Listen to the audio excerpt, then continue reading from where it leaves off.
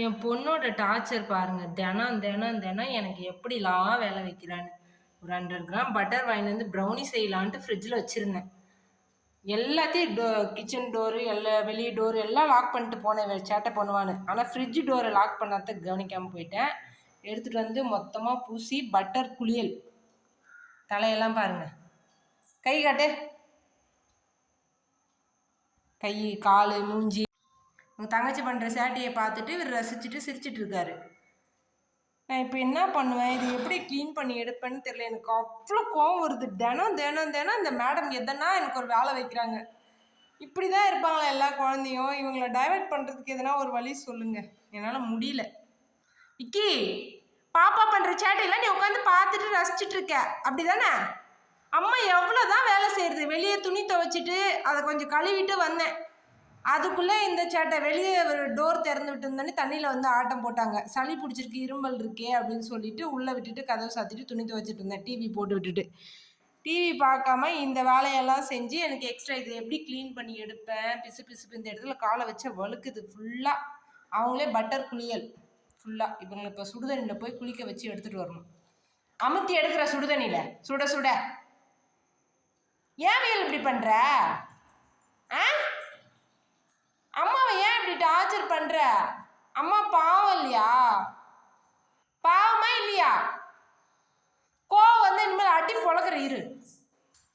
வீடு ஃபுல்லாக சுற்றி வீடு ஃபுல்லாக ஆக்காத. என்னால் வீடு ஃபுல்லாலாம் க்ளீன் பண்ணி எடுத்துக்க முடியாது. எத்தனை வாட்டி க்ளீன் பண்ணுறது வீட்டை ஒரு நாளைக்கு? ஸோ எனக்கு இப்போ துணி துவைச்சிட்டு வேர்த்து விறுவிறுக்கு வந்தால் இந்த டென்ஷன் எனக்கு அப்படியே தலைவலி உச்சி ஏறுது. என்னால் முடியல, கண்ட்ரோல் பண்ண முடியல. பயங்கரமாக கோவம் வருது. கடவுளே, நீ பண்ண தப்புக்கு அம்மாட்ட சாரி கேளு. நான் பண்ணது தப்பு, இனிமேல் நான் அந்த தப்பு பண்ண மாட்டேம்மா, சாரிம்மா சொல்லு. தெளிவா சொல்லு. இனிமேல் நான் அந்த தப்பு பண்ண மாட்டேன், சாரிம்மா.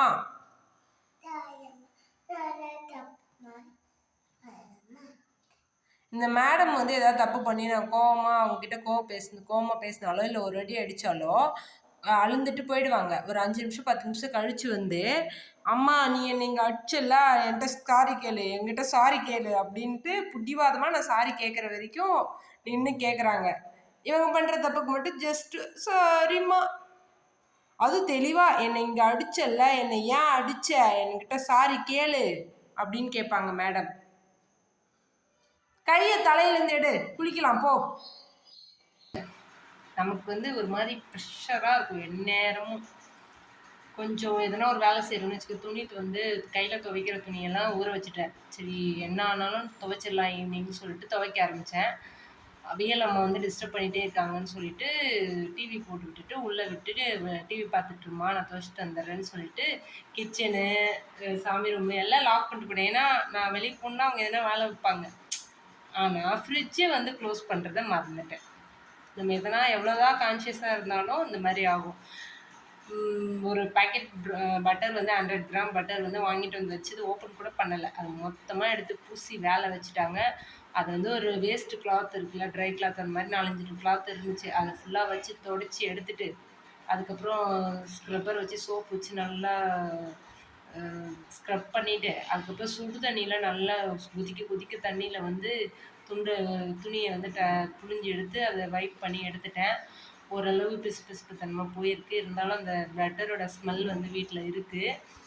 மதியம் இவர் வந்து வேலை வச்சார்.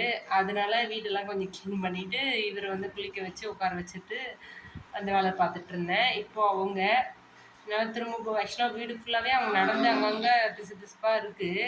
பட் இப்போ என்னால் மொத்தமாக க்ளீன் பண்ணி துடைக்கிற அளவு எனக்கு எனர்ஜி இல்லை சுத்தமாக. இப்போ விக்ரமுக்கு வேறு ஃபீடிங் டைம் ஆகிடுச்சு. நான் துவைச்சி முடிச்சுட்டு வந்தோடனே இவருக்கு ஃபீட் பண்ணணுன்னு தான் வந்தேன். மேடம் பண்ணி வச்சிருந்த வேலையில் அதில் போயிட்டேன். அவங்கள வந்து சுடுதண்ணியில் போய் நல்லா தலையெல்லாம் பூசிட்டாங்களா, தலைக்கெல்லாம் குளிக்க வச்சு ஃபுல்லாக இது பண்ணோடனே அவங்க தூக்கம் வருதுன்னு சொல்லி பண்ணிருக்காங்க.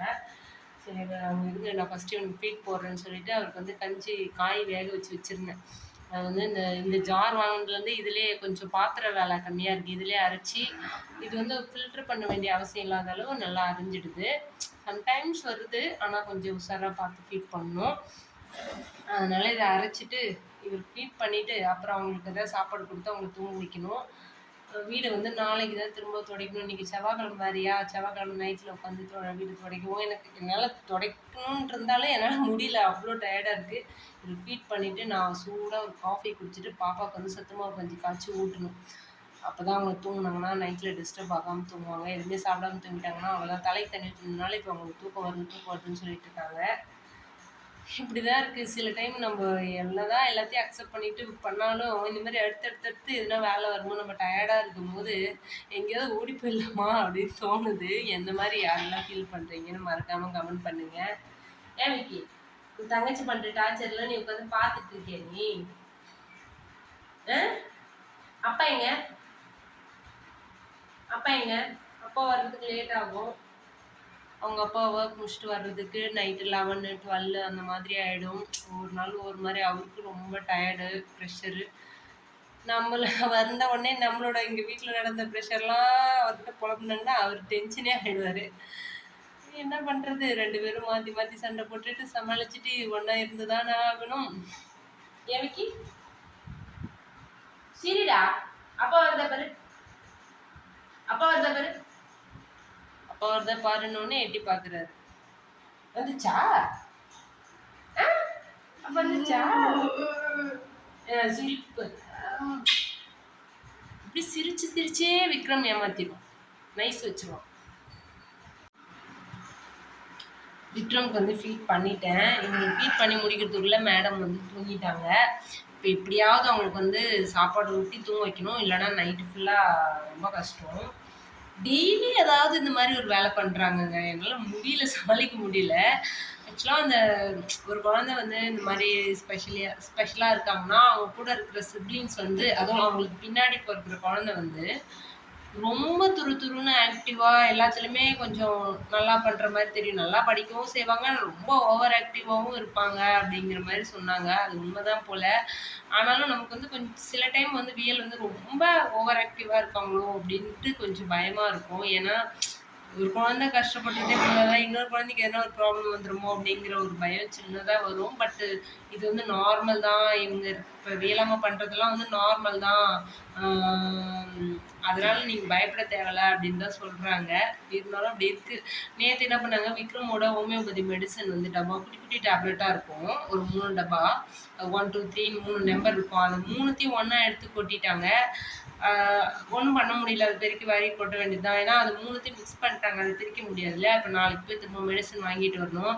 அதேமாரி கிச்சனில் வந்து அரிசி பருப்பு டப்பா எதுனா அவங்க கை கிடச்சிச்சின்னா எடுத்துகிட்டு வந்து மொத்தமாக கொட்டி எல்லாத்தையும் மிக்ஸ் பண்ணி அந்த வேலையெல்லாம் பண்ணிடுறாங்க. டெய்லியும் ஒரு நாளைக்கு இந்த மாதிரி 2 வேலை எக்ஸ்ட்ராவாக எதுனா ஒரு வேலை அது டக்குன்னு செஞ்சு க்ளீன் பண்ணி எடுக்க முடியாத மாதிரி வேலையை தான் பண்ணுவாங்க.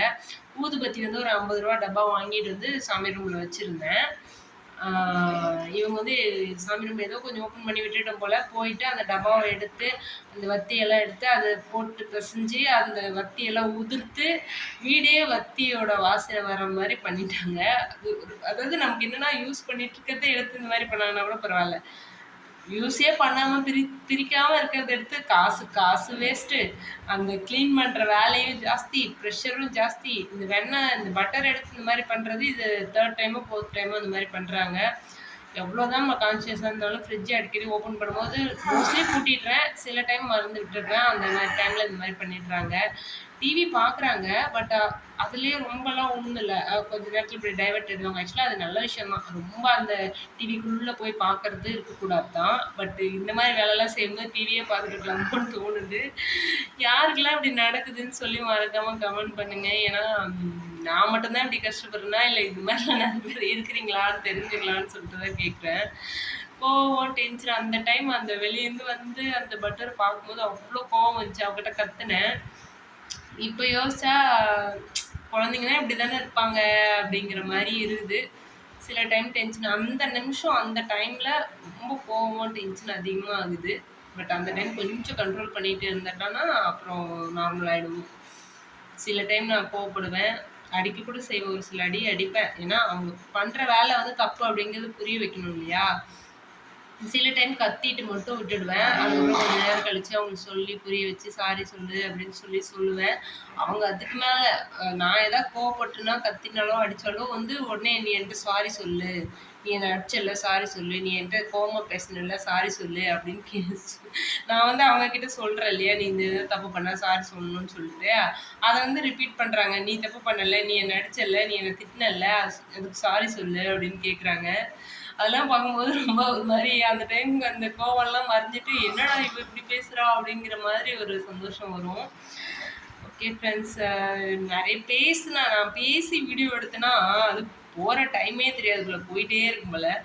ஆனா இதே வந்து நான் வீடியோ எடுத்துட்டு வாய்ஸ் ஓவர் குடுத்தா 10 நிமிஷம் வீடியோவே ரொம்ப பெருசா ஃபீல் ஆகுது. Okay, okay. இந்த வீடியோ ரொம்ப பெருசா போயிடும். பாய். விக்கி பாய் சொல்லு.